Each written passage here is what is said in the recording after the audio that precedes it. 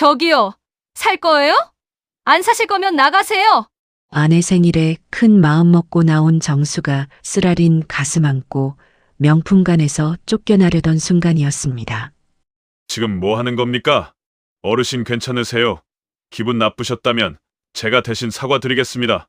이 백화점의 부회장 윤태연의 말에 직원은 고개를 숙이고 물러섰습니다. 정수는 고개를 들어 그를 봤습니다. 그 순간 그는 얼어붙었습니다. 어디선가 봤던 얼굴, 그리고 그의 손목에 차인 낡은 시계 또한 너무나 익숙했습니다. 고마워요. 젊은이. 근데 그 시계 어디서 났습니까? 태연이 대답하려는 찰나 비서가 급히 다가왔습니다. 부회장님, 회장님이 바로 뵙자고 하십니다. 그때까지는 이 우연한 만남이 얼마나 거대한 비밀의 문을 열게 될지 아무도 몰랐습니다. 낡은 시계 하나가 몇십 년간 감춰져 있던 진실을 수면 위로 끌어올릴 줄은요. 직원이 화내지 않았다면 그들은 그저 스쳐 지나갈 운명이었을까요? 사연 시작 전 구독과 좋아요 눌러주시고 지금 어느 곳에서 듣고 계신지 댓글로 알려주시면 그곳에 큰 복이 가득하시길 진심으로 바랍니다. 사연 시작합니다. 윤태연은 그날 아침 여느 때와 다름없이 눈을 떴습니다. 펜트하우스 침실 천장은 3미터가 넘었습니다. 통유리 창문 너머로 서울 시내가 발 아래 펼쳐졌습니다. 남산타워가 아침 안개 속에서 모습을 드러냈고 한강은 은빛 비단처럼 흘렀습니다.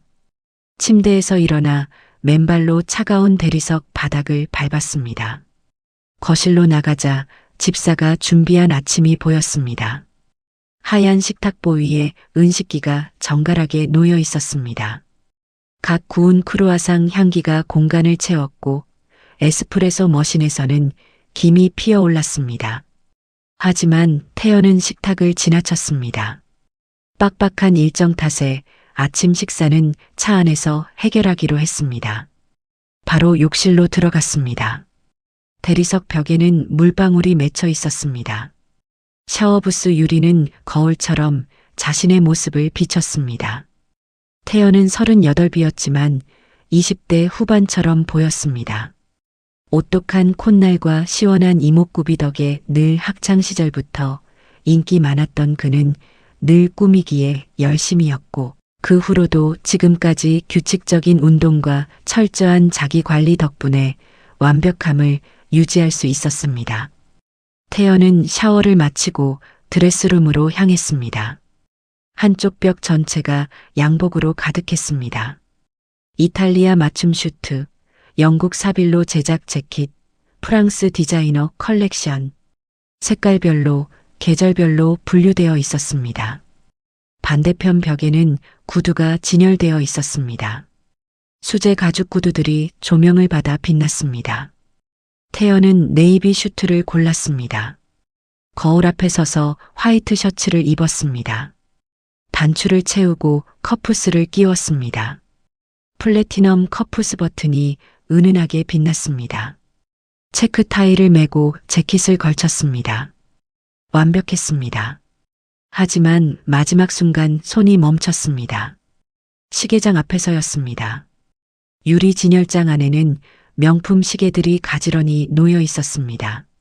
스위스 명품 브랜드, 독일 수제 시계, 프랑스 앤티크 컬렉션, 각각이 수억 원을 호가하는 것들이었습니다. 태연은 그 어떤 것도 집지 않았습니다. 대신 서랍 깊숙한 곳을 열었습니다.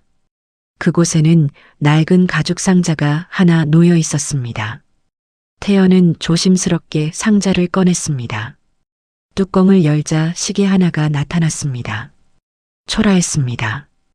유리에는 금이 가 있었고 줄은 해져서 끊어질 것 같았습니다. 시계 바늘은 멈춰 있었습니다. 오후 3시 20분을 가리킨 채로요. 23년 동안 한 번도 움직인 적이 없었습니다. 태연은 이 시계를 손목에 찼습니다. 매일 아침 똑같은 행동이었습니다.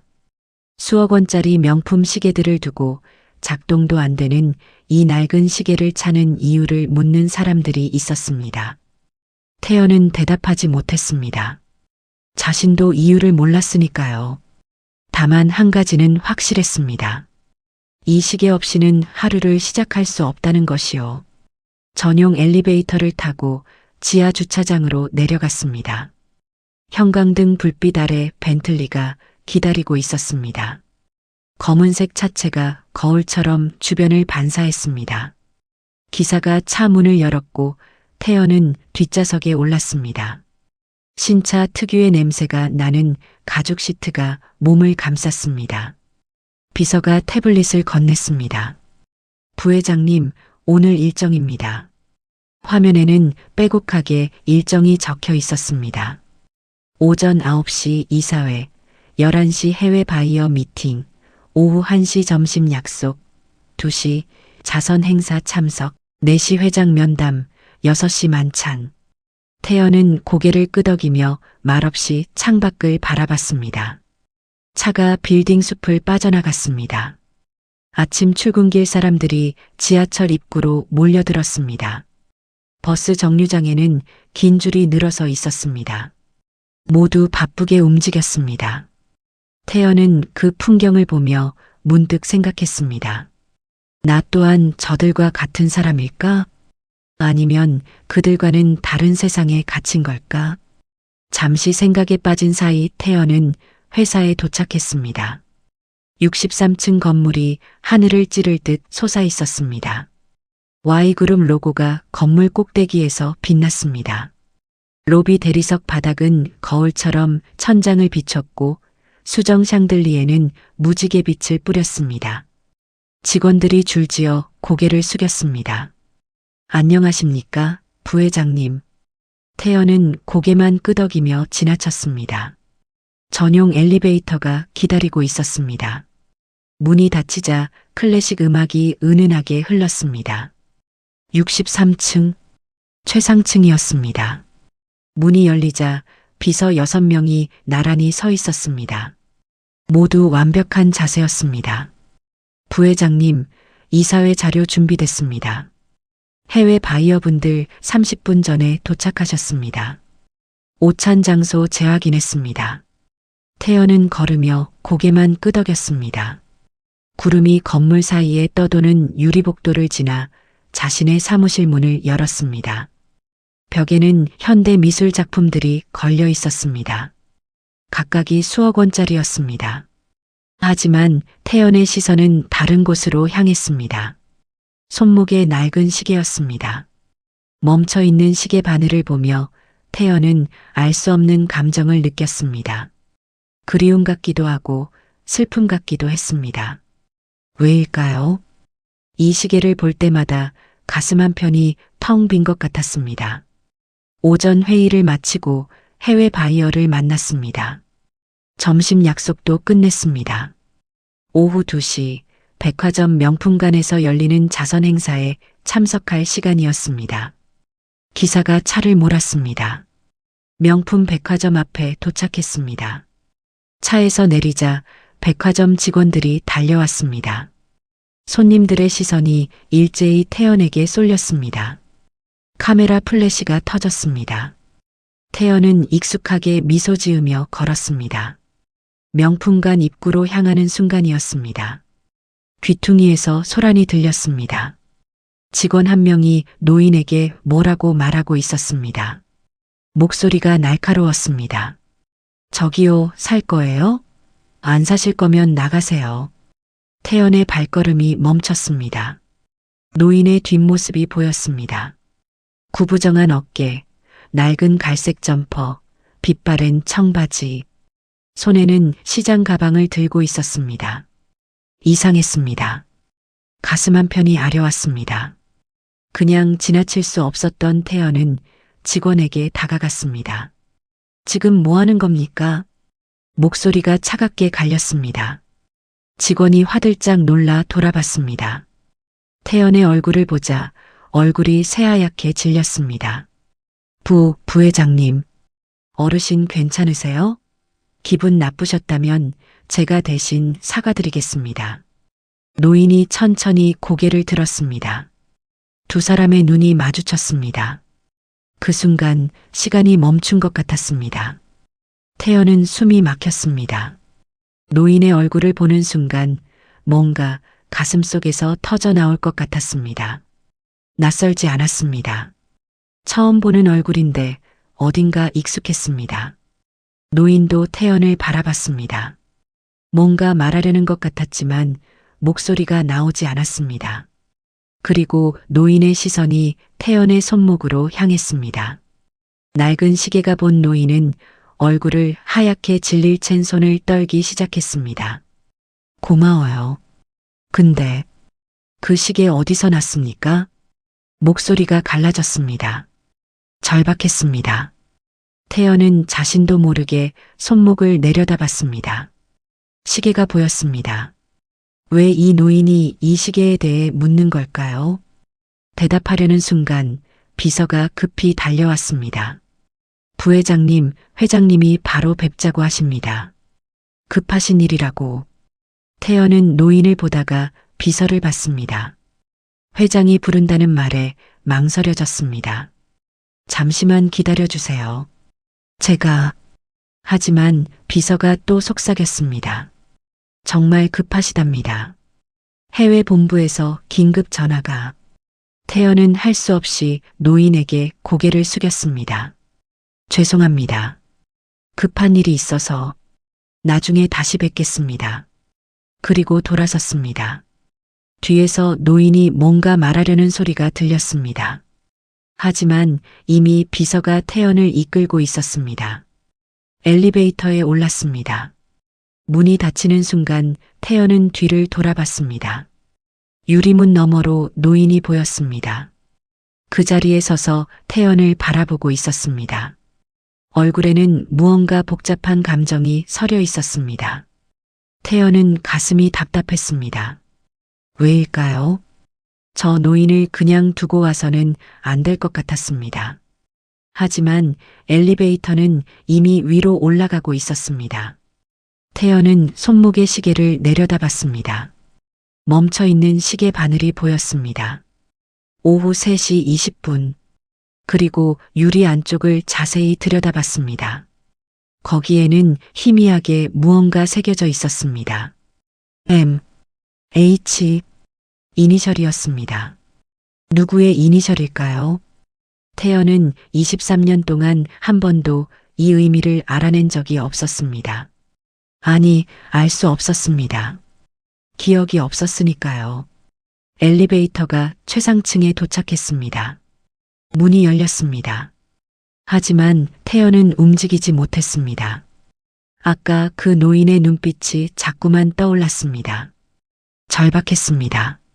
간절했습니다. 그리고 그리운 듯 했습니다.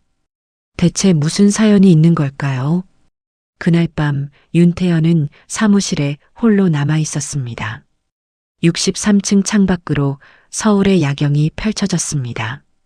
남산타워가 푸른 불빛을 뿜어내고 있었고 63빌딩은 초록빛으로 물들어 있었습니다. 한강을 따라 늘어선 다리들이 보석처럼 반짝였습니다. 자동차 불빛들이 강물처럼 흘렀습니다. 하지만 태연의 눈에는 그 어떤 것도 들어오지 않았습니다. 책상 위에는 처리해야 할 서류들이 산더미처럼 쌓여 있었습니다. 내일 발표할 프레젠테이션 자료도 있었습니다. 해외 지사 실적 보고서도 검토해야 했습니다.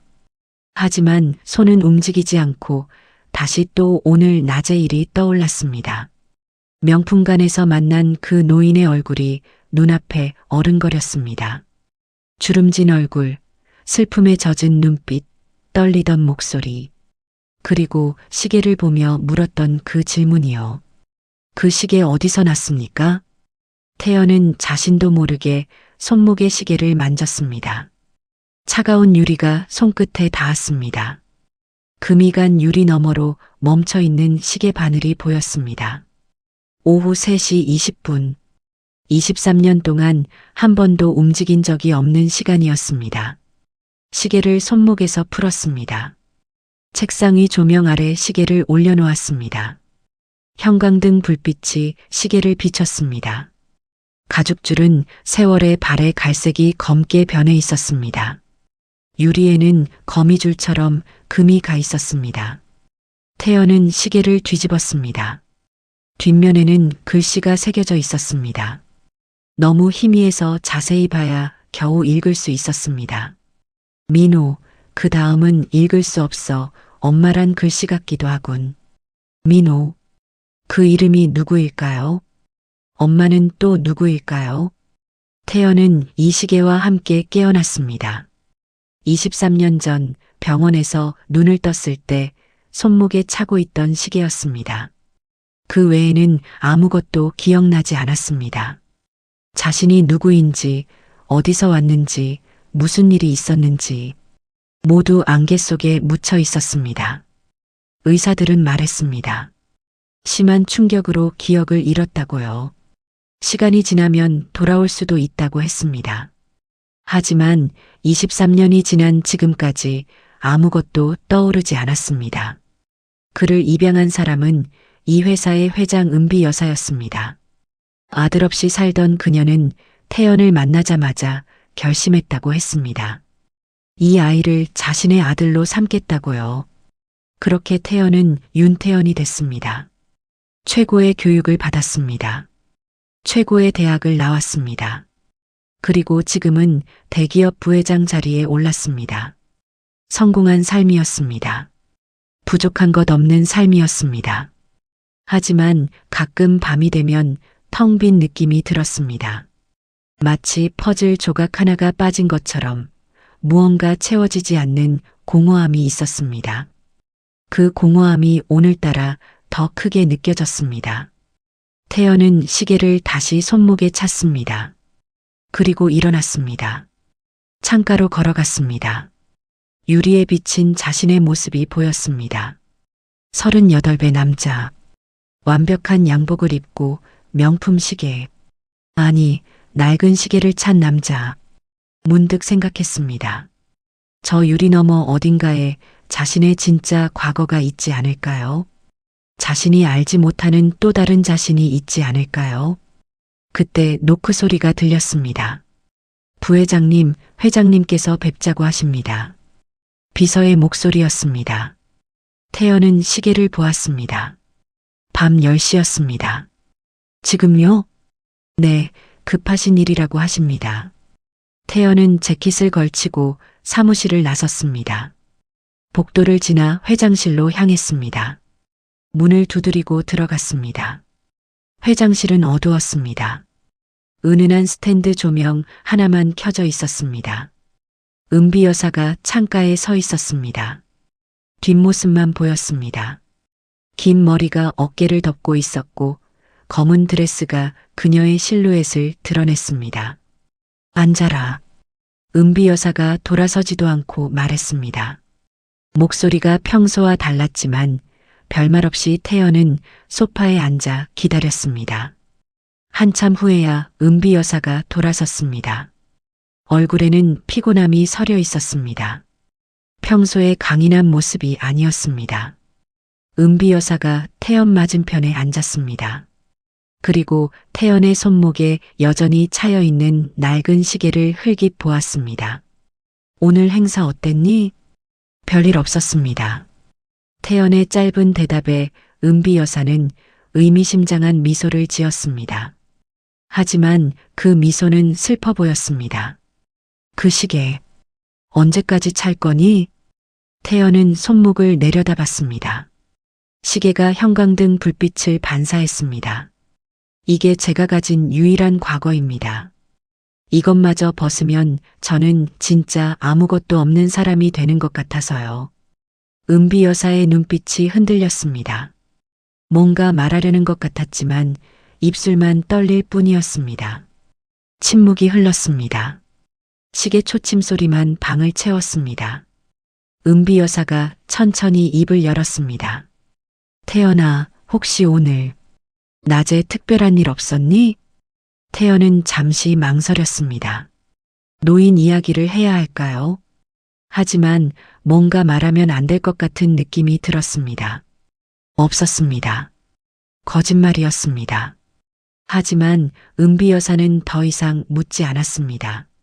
그래, 가봐라. 늦었다. 태연은 일어났습니다. 문을 향해 걸어가다가 멈칫했습니다. 뒤돌아봤습니다. 어머니, 괜찮으세요? 은비 여사가 창밖을 바라보며 대답했습니다. 괜찮다. 그냥 오래된 생각이 나서 그래. 태연은 더 이상 묻지 않고 나왔습니다. 복도를 걸으며 태연은 이상한 느낌을 받았습니다. 오늘 은비 여사의 모습이 평소와 달랐습니다. 뭔가 숨기고 있는 것 같았습니다. 집으로 돌아가는 차 안에서 태연은 계속 시계를 만졌습니다. 차가운 유리, 멈춰 있는 바늘, 그리고 희미한 이니셜 M, H, 어떠한 장소 혹은 다른 누군가의 이름일까요? 그리고 오늘 만난 그 노인. 시계를 보고 그렇게 놀란 이유가 뭘까요? 태연은 비서에게 말했습니다. 내일 오전 일정 잠깐 비워줘. 개인적으로 볼 사람이 있어. 네, 부회장님. 누구를 만나시는데요? 그냥 확인하고 싶은 게 있어서. 태연은 결심했습니다. 내일 다시 그 백화점에 가보기로요. 혹시 그 노인을 다시 만날 수 있을지 모르니까요. 차창 밖으로 서울의 밤 풍경이 흘러갔습니다. 네온 사인이 번쩍였고 사람들은 집으로 돌아가고 있었습니다. 모두 자신의 집이 있었습니다. 자신의 가족이 있었습니다. 하지만 태연에게는 돌아가고 싶은 곳이 없었습니다. 어머니와 누나에겐 미안하지만 늘 마음 한켠엔 또 다른 그리움이 자리하고 있었습니다. 마치 빌린 인생을 사는 것 같았습니다. 펜트하우스에 도착해 엘리베이터를 타고 올라갔습니다. 문을 열고 들어서자 텅 빈 거실이 보였습니다. 혼자 살기엔 너무 넓기만 한 거실도 오늘따라 텅 빈 세상 속에 더 홀로 외로이 떨어진 듯 느껴지게만 만들었습니다. 침실로 들어가 침대에 누웠습니다. 천장을 바라봤습니다. 노인의 얼굴이 떠올랐습니다. 시계를 보던 그 눈빛, 절박했던 목소리. 태연은 손목에 시계를 풀어 베개 옆에 놓았습니다. 시계 바늘은 여전히 멈춰 있었습니다. 오후 3시 20분. 태연은 눈을 감았습니다. 잠이 오지 않아 계속 뒤척이던 그는 어느새 자신도 모른 채 잠들어 꿈을 꿨습니다. 꿈속에선 늘 빗소리가 들렸습니다. 억수같이 쏟아지는 비였습니다. 누군가 자신을 부르는 소리가 들렸습니다. 민호야, 민호야. 절박한 목소리였습니다. 남자 목소리 같았습니다. 태연은 꿈속에서 뛰어갔습니다. 빗속을 헤치며 누군가를 찾았습니다. 하지만 안개가 자욱해서 아무것도 보이지 않았습니다. 민호야, 어디 있니? 크게만 들렸던 목소리가 점점 멀어졌습니다. 태연은 소리쳤습니다. 여기요. 저 여기 있어요. 하지만 목소리가 나오지 않았습니다. 입이 열리지 않았습니다. 답답함이 가득 찬 순간 갑자기 땅이 무너졌습니다. 태연은 추락했습니다. 끝없이 떨어졌습니다. 아! 태연은 비명을 지르며 깨어났습니다. 식은땀이 온몸을 적시고 있었습니다. 심장이 미친 듯이 뛰었습니다. 숨이 가팠습니다. 시계를 봤습니다. 새벽 3시 20분이었습니다. 시계와 똑같은 시간이었습니다. 태연은 베개 옆에 놓인 낡은 시계를 집어들었습니다. 꼭 쥐었습니다. 민호. 그 이름을 중얼거렸습니다. 꿈속에서 들었던 그 이름을요. 혹시 그게 자신의 이름이었을까요? 그리고 자신을 부르던 그 목소리는 누구였을까요? 태연은 알 수 없었습니다. 하지만 한 가지는 확실했습니다. 내일 그 노인을 꼭 찾아야 한다는 것이요. 그 노인이 뭔가 알고 있을 것 같았습니다. 자신의 과거에 대해서요. 창밖으로 서울의 새벽이 밝아오고 있었습니다. 어둠이 물러가고 빛이 스며들고 있었습니다. 태연은 시계를 가슴에 안았습니다. 그리고 다짐했습니다. 반드시 진실을 찾아내겠다고요. 23년 동안 감춰진 비밀을 밝혀내겠다고요. 한편 박정수는 퇴근길에 슈퍼마켓에 들렀습니다. 형광등 불빛 아래 진열된 고기들이 보였습니다. 소고기는 너무 비싸 손이 가지 않아 돼지갈비를 집었습니다. 아내가 좋아하는 부위였습니다. 적지 않은 돈이었지만 오늘은 아내 생일이었습니다. 비닐봉지를 들고 집으로 향했습니다. 낡은 아파트 단지가 보였습니다. 20년 넘게 살고 있는 곳이었습니다. 페인트가 벗겨진 외벽, 녹슨 철문, 깨진 보도블록. 세월의 흔적이 곳곳에 남아 있었습니다. 계단을 올라갔습니다. 5층까지 숨을 헐떡이며 올랐습니다. 70이 넘은 몸은 쉽게 지쳤습니다. 현관문을 열자 구수한 냄새가 코끝을 스쳤습니다. 된장찌개 냄새였습니다. 집안은 따뜻했습니다. 거실에서 김순자가 분주히 움직이고 있었습니다. 앞치마를 두르고 식탁을 닦고 있었습니다. 머리는 새하얗게 새었지만 움직임은 부지런했습니다. 왔어요? 순자가 돌아보며 웃었습니다. 주름진 얼굴에 미소가 번졌습니다. 정수는 비닐봉지를 내밀었습니다. 돼지갈비 샀어. 찜해줘. 순자가 봉지를 받아들었습니다. 그리고 그 옆에 가방 선물도 보았습니다. 뭐하러 이런 걸 샀어? 오늘은 밖에서 먹으려고 했는데 이미 음식을 다 했네. 정수가 말을 돌리자 순자는 한숨을 쉬었습니다. 하지만 웃고 있었습니다. 남편의 마음을 아니까요. 미안해. 정수가 작게 말했습니다. 순자는 고개를 저었습니다. 괜찮아요. 그냥 당신이 내 음식을 먹는 게 나는 더 좋아. 정수는 소파에 앉았습니다. 텔레비전을 켰습니다. 뉴스가 나왔지만 귀에 들어오지 않았습니다. 자꾸만 오늘 낮의 일이 떠올랐습니다. 순자는 사진을 가슴에 안았습니다. 눈물이 흘렀습니다. 민호야. 작게 불렀습니다. 23년 동안 수없이 불렀던 이름이었습니다. 정수가 방으로 들어왔습니다. 순자가 사진을 보고 우는 모습을 봤습니다. 가슴이 무너졌습니다. 여보. 정수도 침대에 앉았습니다. 순자 옆에요. 사진을 함께 봤습니다. 민호의 웃는 얼굴이 보였습니다. 해맑게 웃고 있었습니다. 아무것도 모르던 시절이었습니다. 23년 전 그날, 정수가 중얼거렸습니다. 학교 소풍 간다고 아침 일찍 나갔었지. 서울로 간다고 좋아했어. 버스 탄다고 신나했고. 순자가 고개를 끄덕였습니다. 기억났습니다. 너무나 선명하게요. 아침 6시에 민호를 깨웠습니다. 도시락을 싸주고 용돈을 챙겨줬습니다. 현관문을 나서는 아들 뒷모습이 아직도 눈에 선했습니다. 잘 다녀올게요. 민호가 손을 흔들며 말했습니다. 계단을 뛰어내려갔습니다. 그게 마지막이었습니다. 저녁이 되어도 돌아오지 않았습니다. 전화가 왔습니다. 학교에서였습니다. 민호가 실종됐습니다. 그 한마디가 순자의 세상을 무너뜨렸습니다. 서울로 달려갔습니다. 경찰서를 찾아갔습니다. 수색 작업에 참여했습니다. 밤새 아들 이름을 불렀습니다. 하지만 민호는 나타나지 않았습니다. 일주일이 지나고 한 달이 지나고 1년이 지났습니다. 소식은 없었습니다. 경찰은 말했습니다. 아마 사고를 당했을 거라고요. 한강에 빠졌을 수도 있다고요. 하지만 시신은 발견되지 않았습니다. 정수와 순자는 포기할 수 없었습니다. 계속 찾았습니다. 전단지를 돌렸습니다.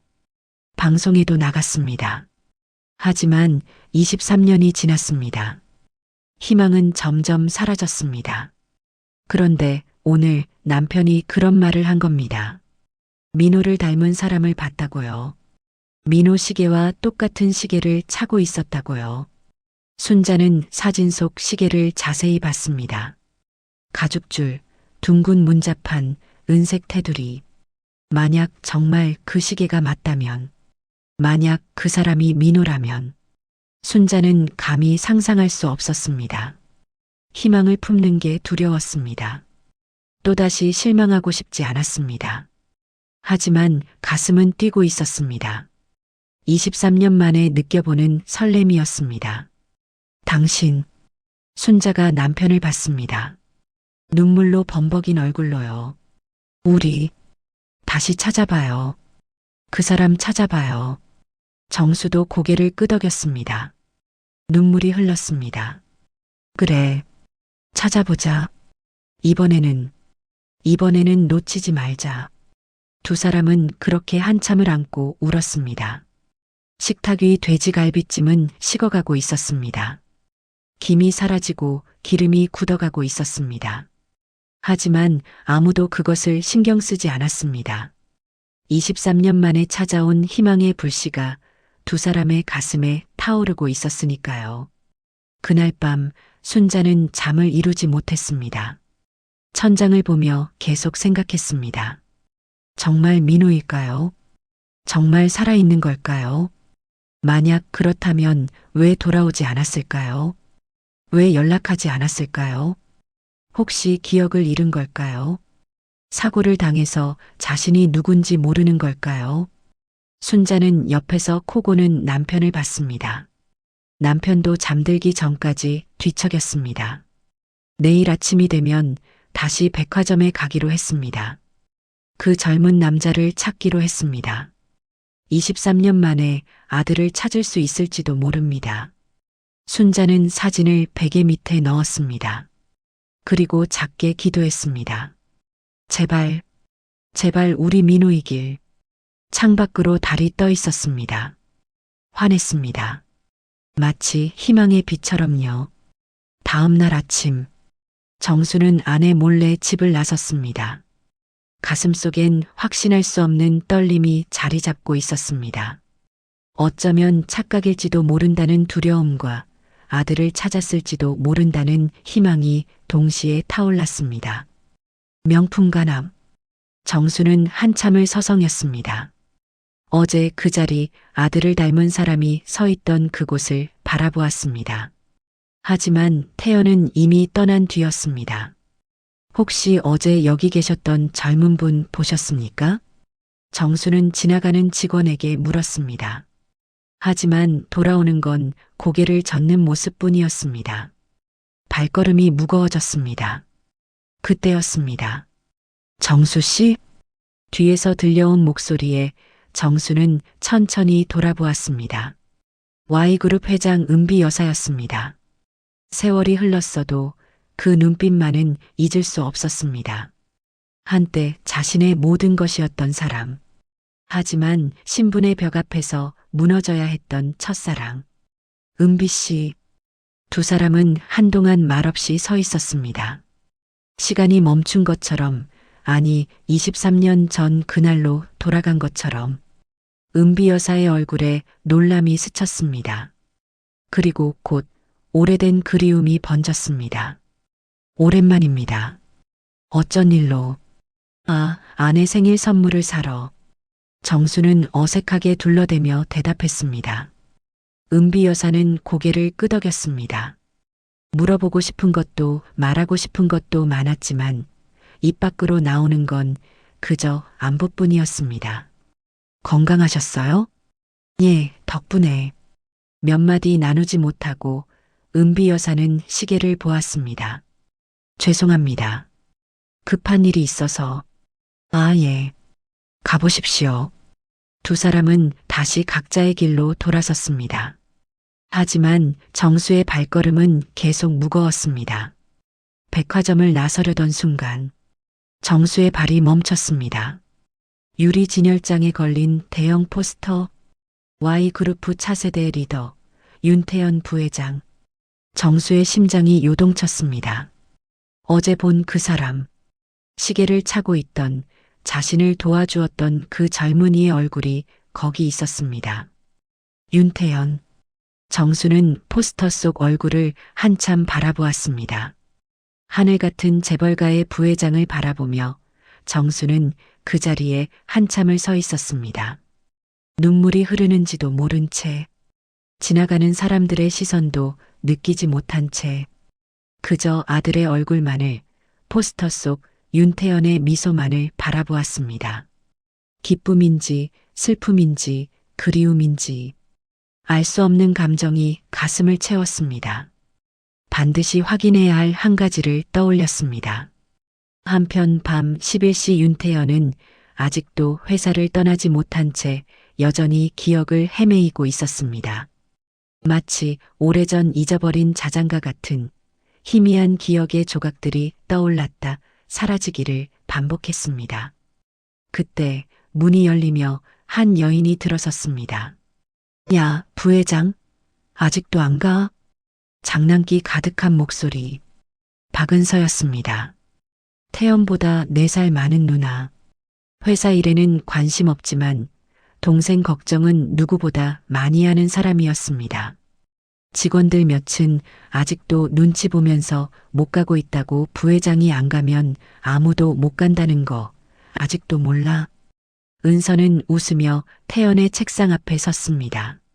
하지만 곧 동생의 표정을 읽어냈습니다. 무슨 일 있어? 얼굴이 이상한데. 태연은 잠시 망설이다가 고개를 저었습니다. 아니, 그냥 좀 피곤해서. 거짓말. 나한테 거짓말하면 다 티나. 어릴 때부터 그랬잖아. 은서는 동생의 어깨를 톡 쳤습니다. 태연은 한숨을 내쉬며 의자에서 일어났습니다. 더 이상 혼자 있고 싶지 않았습니다. 생각이 깊어질수록 알 수 없는 공허함이 커져만 갔습니다. 누나, 퇴근하자. 그래, 그래야지. 그리고 술 한잔 할래? 은서의 눈빛이 반짝였습니다. 두 사람은 보통 사람들이 많이 가는 술집에 들어가 나란히 앉아 잔을 기울였습니다. 요즘 무슨 생각 그렇게 많이 해? 은서가 먼저 입을 열었습니다. 태연은 잔을 돌리며 한참을 망설였습니다. 그리고 천천히 입을 열었습니다. 누나, 나 엄마 기억이 하나도 없어. 응? 입양되기 전 말이야. 23년 전 내가 누구였는지, 어디서 왔는지, 왜 혼자였는지 아무것도 기억이 안 나. 태연의 목소리가 낮아졌습니다. 이 시계만 빼고. 그는 손목의 시계를 내려다보았습니다. 이것만이 유일한 단서인데 이게 뭘 의미하는지도 모르겠어. M, H가 이니셜인지도 확실하지 않고. 은서는 동생의 옆모습을 조용히 바라보았습니다. 평소엔 차갑고 완벽해 보이는 동생이 지금은 길을 잃은 아이처럼 보였습니다. 왜 갑자기 그런 생각을 해? 며칠 전에 어떤 어르신을 만났어. 명품관에서. 태연은 그날의 일을 천천히 이야기했습니다. 무례한 직원을 꾸짖고 그 어르신을 도왔던 일, 그리고 그분이 자신의 시계를 보며 놀랐던 순간, 그분의 눈빛이 뭐랄까, 나를 아는 것 같았어. 아니, 나를 그리워하는 것 같았어. 은서는 잠시 말이 없었습니다. 그녀도 알고 있었습니다. 동생이 얼마나 오랫동안 자신의 과거를 궁금해했는지, 밤마다 꿈속에서 누군가를 찾아 헤매는 동생을 몇 번이나 깨웠는지. 태연아. 은서가 조용히 불렀습니다. 나도 가끔 생각해. 내가 어디서 왔는지, 너의 진짜 가족은 어디 있는지. 누나. 하지만 말이야. 은서는 잔을 들어 한 모금 마셨습니다. 어쩌면 넌 기억이 없어서 다행인지도 몰라. 태연이 고개를 돌려 누나를 바라보았습니다. 무슨 말이야? 과거가 너무 아팠을 수도 있잖아. 그래서 내 마음이 스스로 지운 걸 수도 있고. 은서의 목소리가 부드러워졌습니다. 그리고 태연아, 넌 이미 충분히 사랑받으며 자랐어. 엄마가 얼마나 널 아꼈는데. 우리가 얼마나 너를 가족으로 생각하는데. 태연은 아무 말도 하지 못했습니다. 내가 과거를 찾고 싶은 마음 나도 이해해. 하지만 은서는 동생의 어깨에 손을 얹었습니다. 지금 내 앞에 있는 사람들도 소중하다는 거 잊지 마. 알았지? 태연은 고개를 끄덕였습니다. 하지만 가슴 한편의 공허함은 여전했습니다. 그래도 누나, 응? 나만 왜 기억이 없을까? 왜 나만 텅 비어 있는 것 같을까? 태연의 목소리에 외로움이 배어났습니다. 은서는 한참을 생각하다가 미소 지었습니다. 그건 말이야. 그녀는 창밖을 바라보았습니다. 반짝이는 서울의 불빛들이 강물에 비쳐 흔들리고 있었습니다. 앞으로 더 아름다운 일들을 기억해 나가야 하니까. 과거로 가득 찬 사람은 미래를 담을 공간이 없잖아. 태연은 누나를 바라보았습니다. 미안한 마음으로 가득했지만 그 마음을 전하는 것조차 미안해 그저 미소 지었습니다. 은서는 환하게 웃으며 잔을 들어 올렸습니다. 자, 건배.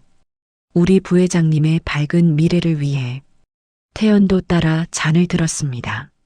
하지만 그의 눈빛은 여전히 어딘가 먼 곳을 향하고 있었습니다. 그날 밤 두 사람은 오래도록 이야기를 나눴습니다. 하지만 은서는 몰랐습니다.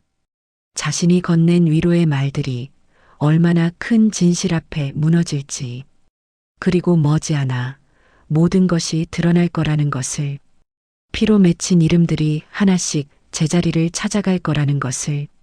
자정이 지난 시각, 은비 여사의 저택은 고요했습니다. 넓은 복도를 지나 그녀는 자신의 방으로 들어섰습니다. 오늘따라 발걸음이 무거웠습니다. 벽에는 두 아이의 어린 시절 사진들이 걸려 있었습니다. 태연과 은서, 웃고 있는 아이들의 얼굴 위로 세월의 그림자가 드리워져 있었습니다. 은비는 그중 한 액자 앞에 멈춰 섰습니다. 비스듬히 기울어진 태연의 사진. 언제 기울었는지도 모를 만큼 오래 방치되어 있었습니다. 그녀는 조심스럽게 액자를 바로잡았습니다. 사진 속 소년의 눈빛이 자신을 바라보는 것 같았습니다. 미안하구나, 태연아. 은비의 입술이 떨렸습니다. 23년 전 그날이 떠올랐습니다. 폭우가 쏟아지던 밤, 출장길 벤틀리 뒷좌석에서 들었던 사고 소리. 차를 멈추고 달려갔을 때 그곳엔 기억을 잃은 채 떨고 있던 소년이 있었습니다. 손목엔 낡은 시계 하나만을 차고 M.H. 그 이니셜을 보는 순간 은비는 알 수 없는 이끌림을 느꼈습니다. 자신의 아버지 만호와 이니셜과 같았기 때문입니다. 마치 운명처럼 자신이 이 아이를 구해야 한다고 속삭이는 목소리 같았습니다. 그래서 그녀는 태연을 데려왔습니다.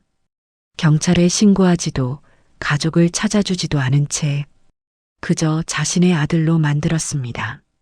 내가 너무 이기적이었을까? 은비는 사진 속 태연의 미소를 쓸어보았습니다. 그리고 시선을 옆으로 옮겼습니다. 은서의 사진. 밝게 웃고 있는 딸의 얼굴을 보자 또 다른 죄책감이 밀려왔습니다. 은서야, 너에게도 미안하구나. 은비는 사진에서 눈을 떼지 못했습니다. 42년 전 그녀가 사랑했던 남자. 박정수. 가난한 공장 기술자였지만 그의 눈빛만큼은 세상 누구보다 따뜻했습니다. 은비는 그를 진심으로 사랑했습니다. 하지만 아버지는 허락하지 않았습니다. 재벌가의 딸이 그런 남자와 결혼할 수는 없다. 결국 두 사람은 헤어져야 했습니다. 그리고 은비가 알게 되었을 때는 이미 늦었습니다. 자신의 몸속에 새 생명이 자라고 있다는 것을. 은서, 정수와의 사이에서 태어난 딸.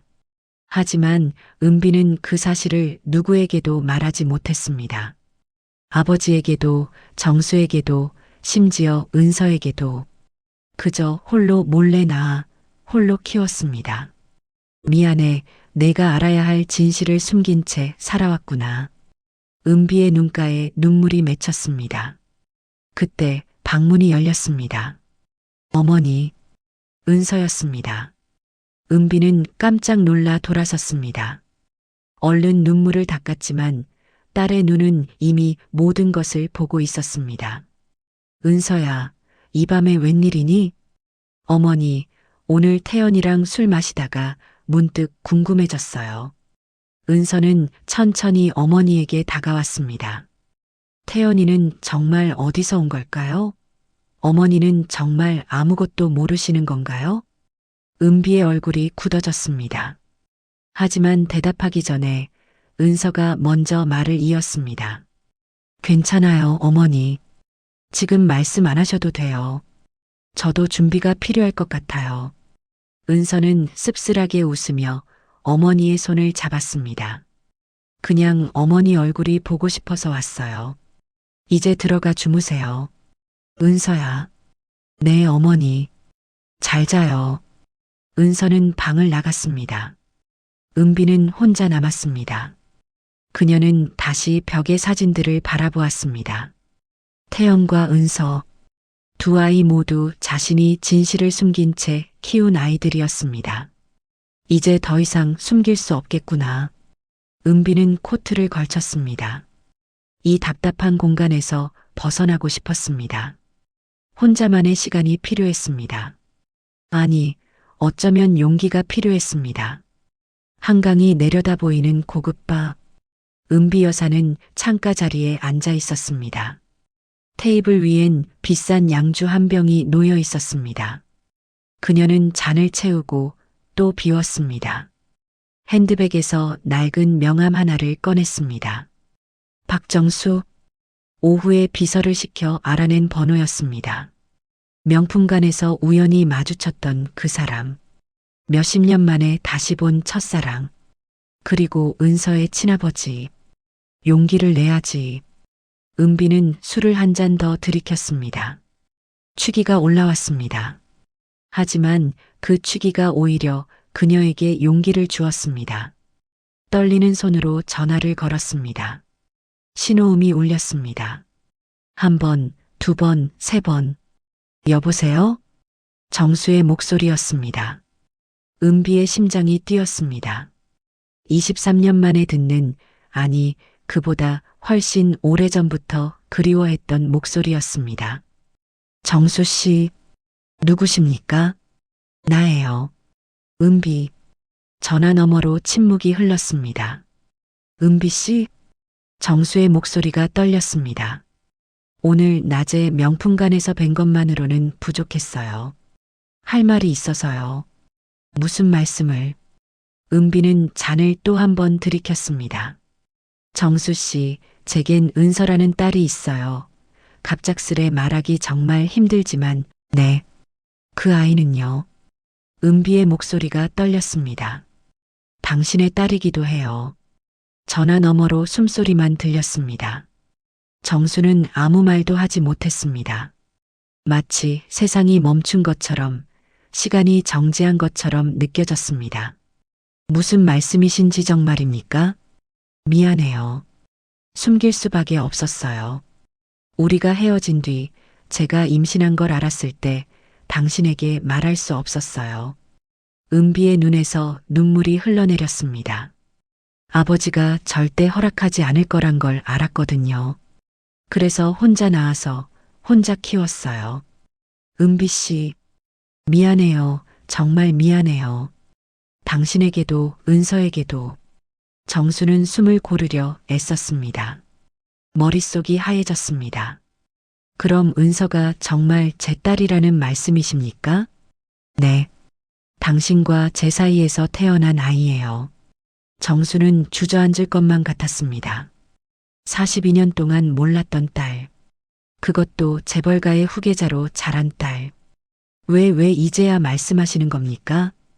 그 후엔 당신이 다른 여자랑 결혼했다는 정보를 얻었고, 그래서 숨겨왔지만 이제는 더 이상 숨길 수 없어서요. 은비는 양주를 한 잔 더 따랐습니다. 손이 떨려 잔이 흔들렸습니다. 그리고 정수 씨. 네. 당신이 찾던 아들 말이에요. 은비의 목소리가 더욱 작아졌습니다. 어쩌면 제가 알고 있을지도 몰라요. 네. 그게 무슨. 하지만 은비는 더 이상 말을 잇지 못했습니다. 술이 너무 많이 올랐습니다. 세상이 빙빙 돌았습니다. 은비 씨? 은비 씨. 정수의 목소리가 들렸지만 그녀는 대답할 수 없었습니다. 핸드폰이 테이블 위로 떨어졌습니다. 은비 여사는 그대로 테이블에 쓰러졌습니다. 주변 사람들이 놀라 달려왔습니다. 손님, 손님 괜찮으세요? 하지만 은비는 의식을 잃은 채였습니다. 그녀의 입가엔 미안함과 안도가 섞인 미소가 희미하게 번지고 있었습니다. 한편 전화기 너머 정수는 멍하니 서 있었습니다. 은비 씨? 은비 씨. 하지만 대답은 없었습니다. 그의 손이 떨렸습니다. 은서가 자신의 딸이라는 말, 그리고 민호를 알고 있을지도 모른다는 말. 민호야, 내 아들이 정말 어디 있는 거니? 정수는 그 자리에 주저앉았습니다. 23년 동안 찾아 헤맸던 아들, 그리고 42년 동안 몰랐던 딸. 모든 진실이 한꺼번에 쏟아져 내리는 밤이었습니다. 며칠이 흘렀습니다. 은비 여사는 그날 밤 이후 병원에 입원했습니다. 과음과 스트레스로 인한 일시적인 쇼크였지만 의사는 안정을 취할 것을 권했습니다. 어머니, 괜찮으세요? 그날 밤 무슨 일이 있었던 거예요? 은서가 조심스럽게 물었지만 은비는 그저 미소만 지을 뿐이었습니다. 아무것도 아니야. 그냥 술을 너무 많이 마셨구나. 하지만 은서는 알고 있었습니다. 어머니의 눈빛이 평소와 다르다는 것을. 무언가 큰 짐을 내려놓은 듯한 혹은 더 큰 짐을 짊어진 듯한 표정이었습니다. 병원에서 돌아온 날 밤, 은서는 홀로 어머니의 저택을 걷고 있었습니다. 텅 빈 복도, 고요한 거실, 그리고 어머니의 방. 그녀는 문 앞에 멈춰 섰습니다. 들어가도 될까? 망설임이 있었지만 마음속 깊은 곳에서 무언가가 그녀를 이끌었습니다. 진실을 알아야 한다는 목소리. 은서는 조용히 문을 열고 들어갔습니다. 달빛이 창문을 통해 스며들어 방 안을 은은하게 비추고 있었습니다. 벽에 걸린 사진들, 정갈하게 정리된 서랍들, 그리고 책상 위에 오래된 만년필. 은서는 한참을 방 안을 둘러보다가 어머니의 서재로 향했습니다. 서재 문은 잠겨 있지 않았습니다. 마치 누군가 열어두기를 기다렸던 것처럼. 그녀는 안으로 들어섰습니다. 책장 가득 꽂힌 책들, 오래된 서류들, 그리고 구석에 놓인 낡은 금고. 은서의 발걸음이 금고들 앞에서 멈췄습니다. 기억에 어머니가 평생 한 번도 열지 않았던 작은 금고가 있었습니다. 그녀는 떨리는 손으로 금고 앞에 무릎을 꿇었습니다. 비밀번호. 은서는 잠시 생각했습니다. 어머니의 생일? 아니면 내 생일? 여러 번호를 시도했지만 열리지 않았습니다. 그때 문득 태연이의 생일이 떠올랐습니다. 아니, 태연이가 집에 온 날짜. 823.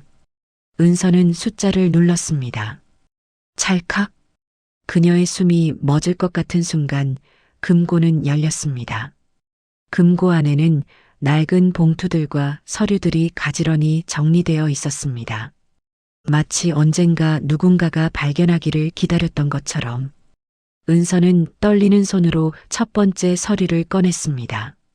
DNA 친자 확인서. 그녀의 눈이 커졌습니다. 서류에는 두 개의 이름이 선명하게 적혀 있었습니다. 박은서, 그리고 박정수. 이게 뭐지? 은서의 손이 떨렸습니다.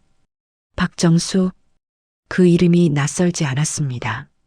분명 어디선가 들어본 것 같았지만 정확히 기억나지 않았습니다. 그녀는 서류를 더 자세히 읽었습니다. 검사 결과 박은서와 박정수 간의 친자 관계 확률은 99.99%입니다. 은서는 서류를 떨어뜨릴 뻔했습니다. 나의 친아버지? 세상이 흔들렸습니다. 그녀가 평생 알고 지냈던 아버지는 이미 오래전 돌아가셨습니다. 어머니는 항상 너의 아버지는 훌륭한 분이셨다라고만 말했을 뿐 자세한 이야기는 하지 않았습니다. 그런데 이제 와서 자신에게 다른 친아버지가 있었다니. 그것도 박정수라는 이름이. 은서는 다른 서류들도 꺼내기 시작했습니다. 오래된 편지들, 빛바랜 사진들, 그리고 또 다른 봉투. 그 안에는 또 다른 DNA 서류가 들어 있었습니다. 이번에는 윤태연이라는 이름이 적혀 있었습니다. 하지만 그 옆에 적힌 다른 이름이 그녀의 시선을 사로잡았습니다. 박민호. 박민호? 태연이의 진짜 이름? 은서는 서류를 움켜쥐었습니다. 검사 대상자 윤태영구 박민호. 보호자 은비. 비고 2002년 8월 23일 교통사고 현장에서 발견. 기억상실 상태. 신원 미상. 은서의 머릿속이 하얘졌습니다. 태연이의 원래 이름은 박민호. 그리고 자신의 친아버지는 박정수. 설마. 그녀의 입술이 떨렸습니다. 설마 태연이가 박정수의 아들이라는 건가? 은서는 숨을 쉴 수 없었습니다. 그때 뒤에서 목소리가 들렸습니다. 누나, 뭐해? 은서는 깜짝 놀라 돌아섰습니다. 태연이 서재 문 앞에 서 있었습니다. 태연아. 은서는 말을 잇지 못했습니다. 손에 쥔 서류가 바들바들 떨리고 있었습니다. 태연은 누나의 창백한 얼굴을 보며 다가왔습니다. 뭐해? 어머니가 누나 여기 있을 거라며 가볼에서 왔는데. 이거 봐. 은서는 떨리는 손으로 DNA 서류들을 건넸습니다. 태연은 서류를 받아들었습니다. 그리고 한참을 읽었습니다. 창밖에서 들려오는 바람소리만이 고요한 서재를 채웠습니다. 이게. 태연의 목소리가 떨렸습니다. 나의 진짜 이름은 박민호? 응, 민호야. 하지만 우린 여전히 진짜 남매야. 같은 아버지를 둔. 태연은 서류를 내려다보았습니다. 박정수, 박민호, 박은서. 모든 퍼즐 조각이 맞춰지기 시작했습니다. 그럼 내가 명품관에서 만난 그 어르신이 우리 아버지일 거야. 은서의 눈에서 눈물이 흘러내렸습니다. 우린 평생 모르고 살았어. 서로가 진짜 남매라는 걸. 태연은 아무 말도 하지 못했습니다. 그저 손에 든 서류만 바라볼 뿐이었습니다. 서재 안에는 깊은 침묵이 흘렀습니다. 달빛이 창문을 통해 스며들어 두 사람의 그림자를 길게 늘어뜨렸습니다. 그 그림자는 마치 오래전 헤어진 남매가 다시 만난 것처럼 서로를 향해 뻗어 있었습니다. 은서는 태연의 손을 꼭 잡았습니다. 태연도 누나의 손을 꼭 잡았습니다. 이제야 그 진실을 알게 된 두 사람은 한참을 그렇게 서 있었습니다. 밖에서는 바람이 불어왔습니다. 오래된 비밀을 씻어내듯 새로운 시작을 알리듯 그렇게 진실은 천천히 모습을 드러내고 있었습니다. 며칠이 흘렀습니다. 은비 여사는 퇴원했습니다. 하지만 집으로 돌아온 그녀는 예전과 달랐습니다. 말수가 줄었고 자주 창밖을 바라보았습니다. 무언가를 결심한 듯한 혹은 무언가를 놓아주려는 듯한 표정이었습니다. 며칠 뒤 비가 내리기 시작했습니다. 은비 여사는 태연을 서재로 불렀습니다. 태연아, 잠깐 이리 와보겠니? 태연은 어머니의 목소리에서 평소와 다른 무게를 느꼈습니다. 그는 천천히 서재로 들어갔습니다. 은비는 창가에 서서 비 내리는 하늘을 바라보고 있었습니다. 태연은 소파에 앉았습니다. 은비는 한참을 침묵하다가 낡은 나무 상자를 꺼냈습니다. 먼지가 쌓인 오래도록 열지 않았던 상자였습니다. 이제 말해야겠구나. 그녀의 목소리가 떨렸습니다. 은비는 상자를 열었습니다. 23년 전 8월 23일이었어. 그날은 폭우가 쏟아지는 밤이었지. 나는 출장에서 돌아오는 길이었고 뒷좌석에 앉아 있었어. 그녀의 눈빛이 과거로 향했습니다. 그때 큰 소리가 들렸어. 사고 소리였지. 나는 운전기사에게 차를 세우라고 했고 우산도 없이 뛰어나갔어. 빗소리가 창문을 두드렸습니다. 그곳엔 넘어진 버스와 쓰러진 사람들이 있었어. 그리고 그 한가운데 작은 소년이 혼자 서 있었지. 태연의 숨이 멎었습니다. 너였어, 태연아. 은비의 목소리가 떨렸습니다. 너는 온몸이 젖은 채로 멍하니 서 있었어. 주변 사람들이 괜찮냐고 물어도 대답하지 않았고 그저 손목의 시계만 쓸어보고 있었지. 태연은 자신도 모르게 손목의 시계를 만졌습니다. 나는 너를 보는 순간, 너의 시계 이니셜을 보는 순간 알 수 없는 느낌을 받았어. 마치 운명처럼 내가 이 아이를 구해야 한다는 목소리가 들렸지. 은비는 상자에서 신문 스크랩을 꺼냈습니다. 소풍 버스 교통사고, 어린이 1명 실종, 박민호 8세, 사고 후 행방불명. 처음부터 알았던 건 아니야, 진짜야. 처음에는 신고했지만 아무도 찾지 못했고 나는 너를 입양할 결정을 내린 거야. 얼마 지나서야 이 기사를 보게 됐어. 그렇지만 너를 제자리로 돌릴 결정을 내리지 못했어. 은비의 눈에서 눈물이 흘렀습니다. 난 아들을 잃은 적이 있었어. 태어나자마자 숨을 거둔 내 첫 아들. 그 아이를 잃고 나서 난 평생 그 빈자리를 채우지 못했지. 그래서 둘째로 태어난 게 은서야. 은서만큼은 내가 숨겨서 몰래 키웠어. 늘 나는 내가 기억을 되찾을까봐 두려웠어. 내가 진짜 가족을 기억하고 나를 떠날까봐.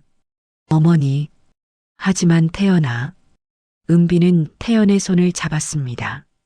나는 너를 진심으로 사랑했어.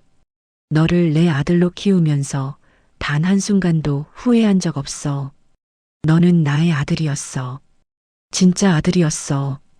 태연의 눈에서도 눈물이 흘렀습니다. 그럼 제 친아버지는요? 은비는 한참을 망설이다가 입을 열었습니다. 박정수? 네. 내가 명품관에서 도와줬던 그분. 너의 시계를 보고 놀랐던 그분이야. 태연은 숨이 막혔습니다. 그분은 23년 동안 너를 찾아 헤맸어. 너를 잃고 술독에 빠져 살았대. 지금은 다시 이겨낸 것 같더구나. 은비는 눈물을 닦았습니다. 그리고 그분은 은서의 친아버지이기도 해. 알고 있습니다. 태연은 조용히 대답했습니다. 은서 누나와 제가 금고에서 서류를 봤어요. 은비는 고개를 끄덕였습니다. 그래. 너희가 알게 될 거라고 생각했어. 어쩌면 내가 일부러 열어둔 건지도 모르겠구나. 그녀는 창밖을 바라보았습니다. 비가 더 세차게 내리고 있었습니다. 이제 내가 선택할 차례야, 태연아. 선택이요? 진짜 가족에게 돌아갈 것인지 아니면 여기 남을 것인지. 은비는 슬픈 미소를 지었습니다. 어떤 선택을 하든 나는 이해할 거야. 그리고 그녀의 목소리가 작아졌습니다. 너를 보내줄 준비가 되어 있어. 태연은 한참을 침묵했습니다. 빗소리만이 고요한 서재를 채웠습니다. 그리고 천천히 입을 열었습니다. 어머니. 응. 저는 어머니를 원망하지 않아요. 은비는 고개를 들어 태연을 바라보았습니다. 23년 동안 저를 사랑으로 잘 키워주셨잖아요. 어쨌든 처음은 제가 누군지도 모른 채 그저 아들로 키워주셨잖아요. 태연은 은비의 손을 꼭 잡았습니다. 어머니는 제게 새로운 삶을 주셨어요. 따뜻한 집과 사랑과 미래를. 태연아. 하지만 태연의 목소리가 떨렸습니다. 저도 제 친아버지를 만나보고 싶어요. 23년 동안 저를 찾아 헤맸다는 그분을, 제 진짜 이름을 기억하고 계신 그분을. 은비는 고개를 끄덕였습니다. 그래, 그래야지. 그녀는 태연을 안았습니다. 가서 만나렴. 그리고 내가 누구인지 기억하렴. 두 사람은 한참을 그렇게 안고 있었습니다. 밖에서는 비가 계속 내렸습니다. 23년 동안 쌓인 거짓을 씻어내듯, 그리고 새로운 시작을 알리듯. 그 길로 태연은 가슴이 찢어질 때까지 뛰고 또 뛰었습니다. 비가 그의 눈을 적셨지만, 숨이 멎을 것 같았지만 자신을 멈출 수 없었습니다. 비서가 알아낸 정보에 따르면 박정수는 23년 전 아들을 서울에서 잃은 충격으로 아산에서 서울로 이사를 왔고 매주 이 시장에서 장을 본다고 했습니다. 시장까지 뛰어온 태연은 헐떡이는 숨을 고르며 한참을 앉아 있었습니다. 지금 만나면 뭐라고 말해야 하지? 아버지라고 불러도 될까? 수많은 생각이 머릿속을 스쳤습니다. 비를 맞으며 천천히 시장 골목 안쪽으로 걸어갔습니다. 재래시장은 비 내리는 오후였지만 여전히 사람들로 북적였습니다. 생선 굽는 냄새, 떡볶이 튀기는 소리, 장사꾼들의 호객 소리가 뒤섞여 있었습니다. 화려한 백화점과는 너무나 다른 풍경이었습니다. 하지만 이상하게도 낯설지 않았습니다. 그때였습니다. 골목 끝 과일 가게 앞에서 두 사람이 사과를 고르고 있는 모습이 보였습니다. 낡은 점퍼를 입은 노부부의 뒷모습이 왠지 모르게 가슴을 먹먹하게 만들었습니다. 여보, 이 사과가 더 싱싱해 보이는데? 갑자기 사과? 오늘이 무슨 날인데? 민호 생일이잖아. 23년째. 순자의 목소리가 작아졌습니다.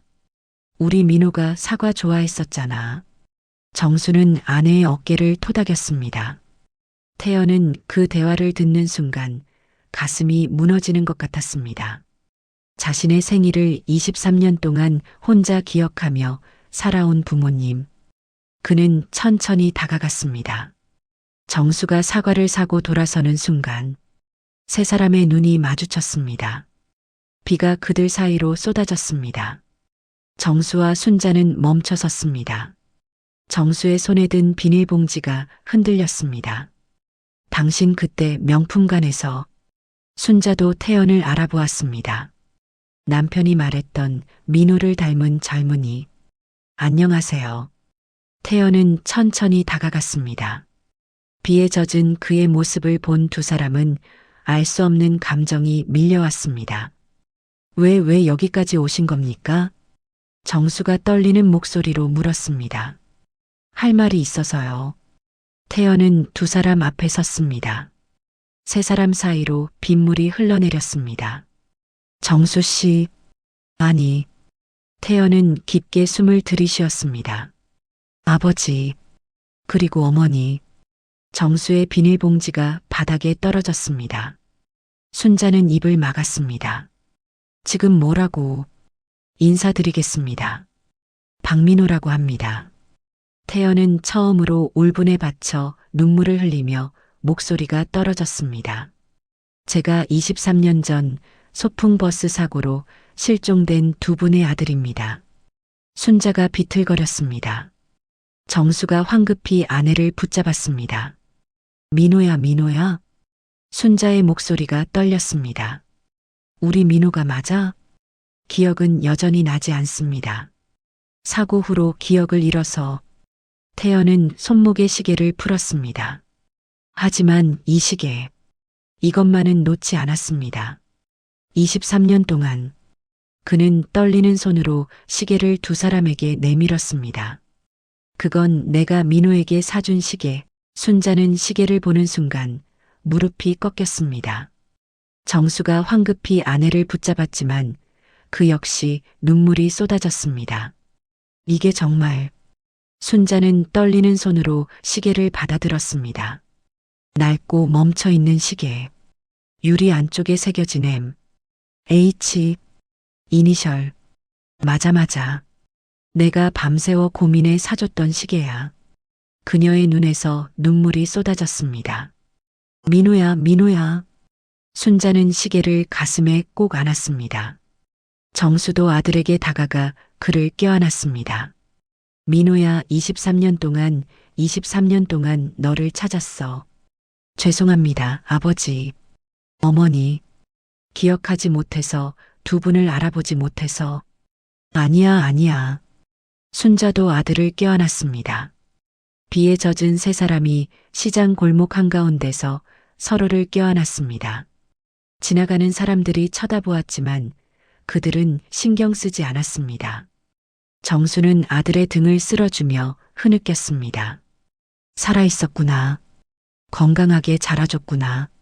정말 잘 자랐어. 멋지다. 우리 아들 고마워. 순자는 아들의 얼굴을 쓸어보며 울었습니다. 이렇게 컸구나. 우리 민호가 이렇게 훌륭하게 자랐구나. 태연도 두 분의 품에 안겨 눈을 감았습니다. 기억나지 않는 품이었지만 왠지 모르게 편안했습니다. 마치 오래전 언제가 이 품에 안겨본 적이 있는 것처럼. 한참을 그렇게 서 있던 세 사람. 정수가 먼저 몸을 떼며 태연의 얼굴을 쓸어보았습니다. 집에 가자, 민호야. 오늘이 내 생일이잖아. 순자가 눈물을 닦으며 말했습니다. 23년 동안 혼자 기억했어. 케이크도 못 사주고 미역국도 못 끓여주고 그저 내 사진만 보며 축하해줬지. 태연의 가슴이 먹먹해졌습니다. 어머니, 이제 집에 가서 미역국이라도 끓여줄게. 늦었지만 생일 축하한다. 우리 아들. 순자는 아들의 손을 꼭 잡았습니다. 정수는 떨어뜨린 비닐봉지를 주었습니다. 가자, 민호야. 집으로. 태연은 부모님을 따라 걸었습니다. 비는 여전히 내렸지만 더 이상 차갑게 느껴지지 않았습니다. 계단을 셋이 오르고 도착한 곳, 정수는 현관문을 열었습니다. 들어와라, 민호야.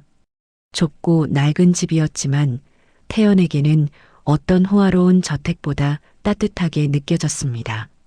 순자는 황급히 부엌으로 들어갔습니다.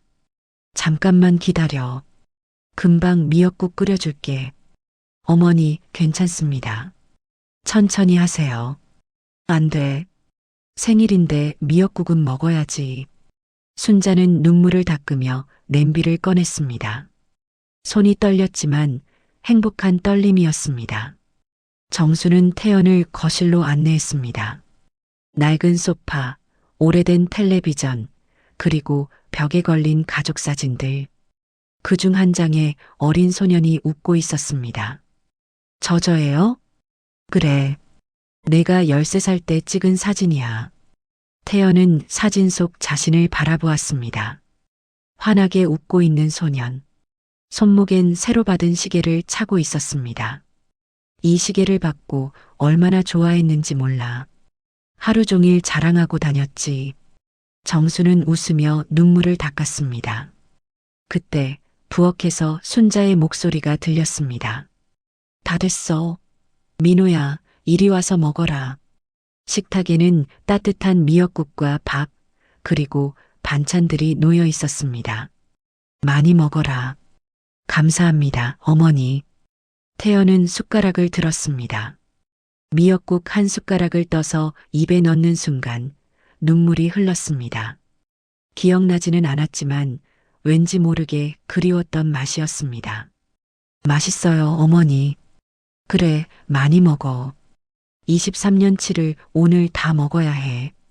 순자는 아들의 밥그릇에 밥을 수북이 담아주었습니다. 세 사람은 소박한 식탁에 둘러앉아 밥을 먹었습니다. 23년 동안 비어있던 자리가 마침내 채워진 순간이었습니다. 저녁을 먹고 세 사람은 거실에 앉아 이야기를 나눴습니다. 그동안 어떻게 살았니? 은비 여사님께서 저를 키워주셨습니다. 좋은 교육을 받았고 좋은 집에서 자랐습니다. 다행이구나. 정수는 안도의 한숨을 쉬었습니다. 너를 키워준 그분께 감사해야겠구나. 하지만 태연은 부모님을 바라보았습니다. 이제 제가 돌아왔습니다. 늦었지만 이제라도 아들 노릇하고 싶습니다. 순자의 눈에서 또다시 눈물이 흘렀습니다. 고마워, 민호야. 내가 살아서 돌아와 준 것만으로도 충분해.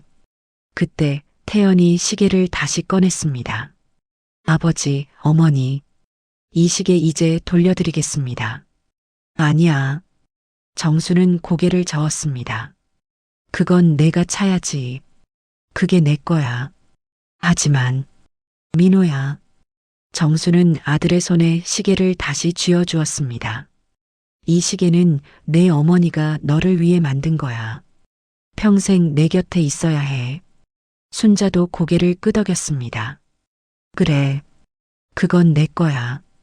다시는 잃어버리지 마. 태연은 시계를 바라보았습니다. 그리고 천천히 손목에 다시 찼습니다. 그 순간 틱 멈춰있던 초침이 움직였습니다. 세 사람 모두 놀라 시계를 바라보았습니다. 23년 동안 멈춰있던 시계가 마침내 다시 시간을 재기 시작했습니다. 움직여. 순자가 손을 입에 가져갔습니다. 시계가 다시 움직여. 정수는 웃으며 눈물을 닦았습니다. 그래. 이제 다시 시작이구나. 우리 가족의 시간이. 태연도 시계를 바라보며 미소 지었습니다. 틱, 틱, 틱. 초침은 규칙적으로 움직였습니다. 마치 잃어버린 시간을 되찾은 것처럼 밤이 깊어갔습니다. 태연은 일어서며 말했습니다. 이제 가봐야 할 것 같습니다. 벌써? 순자가 아쉬운 표정을 지었습니다. 내일 또 올게요, 어머니. 이제 자주 올게요. 그래, 그래. 자주 와라. 정수는 아들을 현관까지 배웅했습니다. 민호야. 네, 아버지. 고맙다. 아닙니다. 제가 더 감사합니다. 태연은 두 분께 깊이 인사했습니다. 다음에 또 뵙겠습니다. 아버지, 어머니. 그는 문을 나섰습니다. 비는 그쳤고 하늘에는 별이 빛나기 시작했습니다. 태연은 차에 타기 전 다시 한번 집을 돌아보았습니다. 창문 너머로 두 분이 손을 흔들고 있었습니다. 태연도 손을 흔들며 미소 지었습니다. 그리고 손목의 시계를 바라보았습니다. 틱, 틱, 틱.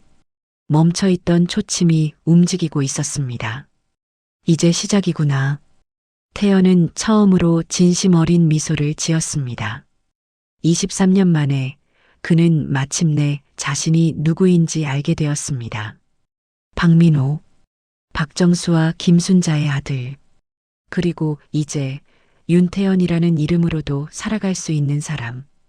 두 개의 이름, 두 개의 가족을 가진 남자. 하지만 이제 그는 혼란스럽지 않았습니다. 모든 것이 제자리를 찾은 것 같았습니다.